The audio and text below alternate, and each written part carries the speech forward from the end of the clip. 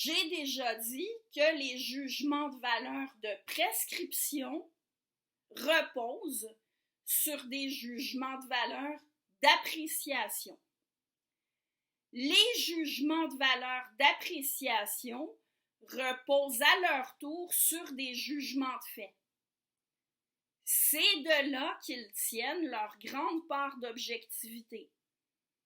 C'est aussi à partir de là qu'on peut justifier l'affirmation que les jugements de valeur peuvent être vrais ou faux. Les jugements de valeur vrais reposent sur des jugements de fait vrais.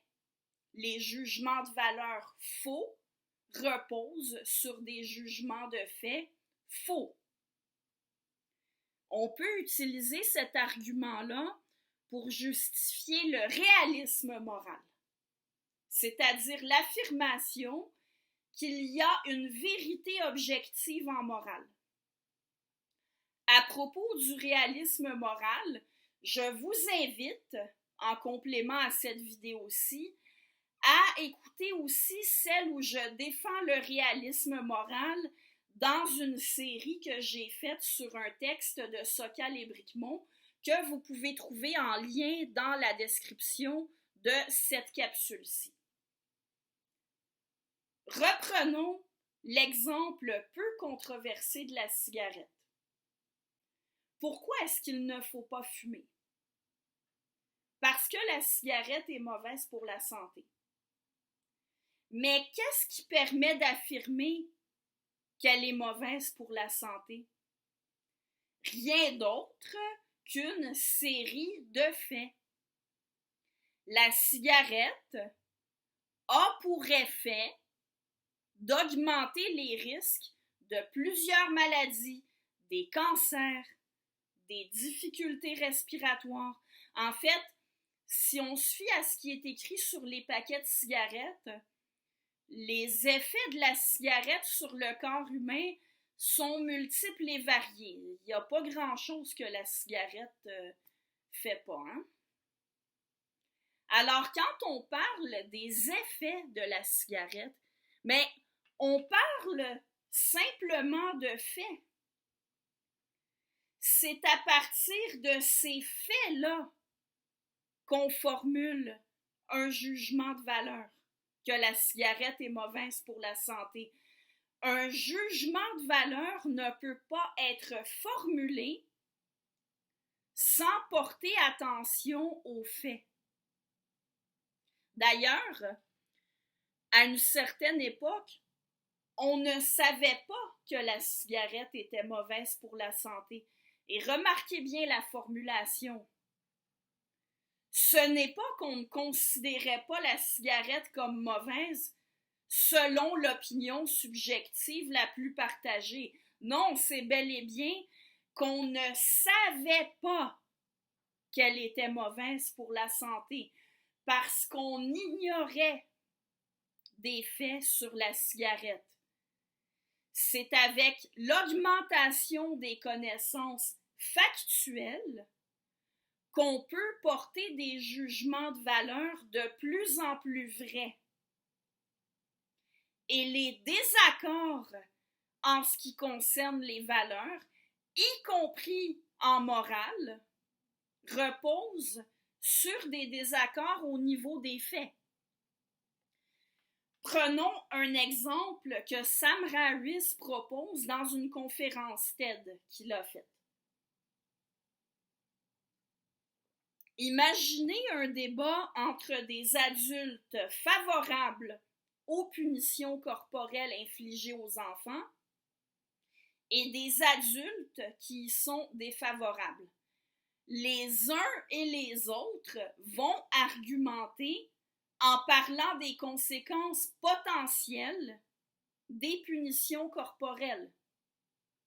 Les premiers vont exprimer la conviction que les punitions corporelles ont des bonnes conséquences, comme de faire en sorte que l'enfant apprenne ce qu'il a à apprendre à l'école, par exemple, qu'il évite d'adopter des comportements qui le mettent en danger, etc.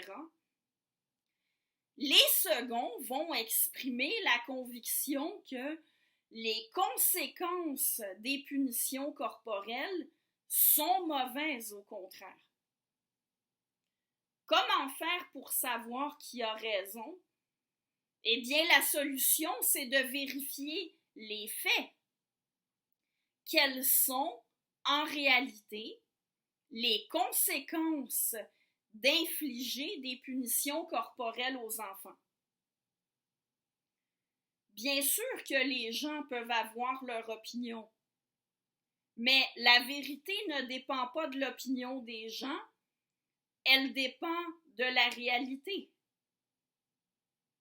C'est à partir de faits que parfois on connaît, que parfois on ne connaît pas et qu'il faut découvrir, qu'on peut établir des jugements de valeur de façon éclairée.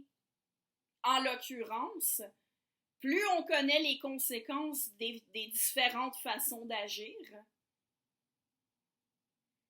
et je vous rappelle, les conséquences de nos façons d'agir, ce sont des faits. Alors, plus on connaît ces faits, plus nos jugements de valeur se rapprochent de la vérité. Quand on se trompe en portant des jugements de valeur, c'est parce qu'on se trompe sur le plan des faits. On se trompe sur les conséquences de nos actes. Dans une autre capsule, celle pour laquelle je vous donne le lien en description, j'ai donné l'exemple d'un médicament qui aurait pour effet de diminuer les symptômes désagréables d'une grossesse. On considérait à première vue que c'est une bonne chose pour les femmes enceintes de prendre ce médicament. Mais on se rendrait compte qu'il y a d'autres conséquences qu'on n'avait pas prévues. Alors là, on changerait d'avis. S'il y avait des mauvaises conséquences, que l'on découvrait des conséquences qui sont mauvaises pour la mère ou pour le bébé, ben là, on conclurait pas qu'on avait une opinion subjective en pensant que c'est une bonne chose de prendre le médicament. On se rendrait compte qu'on s'est trompé, qu'on a fait une erreur. Ceux qui voudraient m'objecter que, admettons pour la question des enfants, est-ce qu'on doit ou non infliger des châtiments corporels aux enfants? Il y a probablement des adultes pour qui, peu importe les faits qu'on leur amènerait, même si on arrivait à leur prouver que les conséquences des châtiments corporels sont beaucoup plus négatives que positives, ils tiendraient quand même à leur opinion que c'est une bonne chose. Oui, probablement, mais ça ne veut pas dire qu'il n'y a pas de vérité objective sur le plan des valeurs. Vous remarquerez que même sur des faits établis scientifiquement, comme par exemple que la Terre n'est pas plate, qu'on est le résultat d'une évolution par sélection naturelle et non les descendants d'Adam et Ève, ben il y a des gens qui restent convaincus qu'on descend d'Adam et Ève. Il y a des gens qui restent convaincus que la Terre est plate. Ce n'est pas parce qu'il y a des gens qu'on n'arrive pas à convaincre que ce qu'on dit n'est pas objectivement vrai. Alors, quand on doit prendre des décisions sur les règles éthiques qui régissent la vie commune, sur les lois qui doivent s'appliquer, ce qu'il faut prendre en compte, ce sont les conséquences que vont avoir l'application des règles. Il faut être prêt à corriger les règles si on s'aperçoit que les conséquences sont différentes de ce qu'on avait prévu. Quand on prévoit des exceptions aux règles générales. Encore là, c'est en sachant que dans des circonstances particulières, la règle générale aurait des mauvaises conséquences, qu'on établit une règle exceptionnelle à appliquer dans les dites circonstances particulières. Et j'insiste, ça n'enlève pas aux normes, au jugement de valeur, leur objectivité. Les circonstances, ce sont des faits. Ce sont des éléments objectifs à prendre en compte. Ce ne sont pas des éléments subjectifs. Les circonstances, elles sont là. Nous, ce qui nous reste à faire, c'est de s'y ajuster. Alors, on ne peut pas, je réitère, on ne peut pas établir de jugement de valeur sans tenir compte des faits. Les jugements de valeur reposent sur des jugements de faits.